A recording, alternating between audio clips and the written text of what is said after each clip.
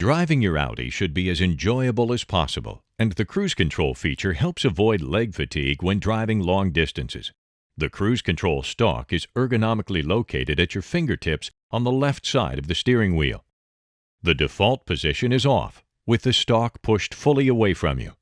To engage the cruise control function, pull the stalk towards you to the first detent position. To set and hold a speed, drive at the speed desired and press the set button on the end of the stalk. The vehicle will now maintain this speed. To cancel the set speed, you can either tap the brake lightly or lightly push the stalk away from you, but not to the off position. It will return to the on position, but the speed setting will be canceled. To resume your set speed, pull the stalk towards you once and release. To change your speed, you can accelerate or brake to your new desired speed and then press the set button on the end of the stalk again. Or if you prefer, you can simply tap the stalk up or down briefly. Each tap increases or decreases your speed in 1 mile/hour increments.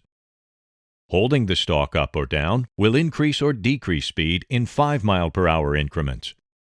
Utilizing the cruise control on your Audi can make your driving experience more pleasant. Understanding how the feature works will help you get the most from it.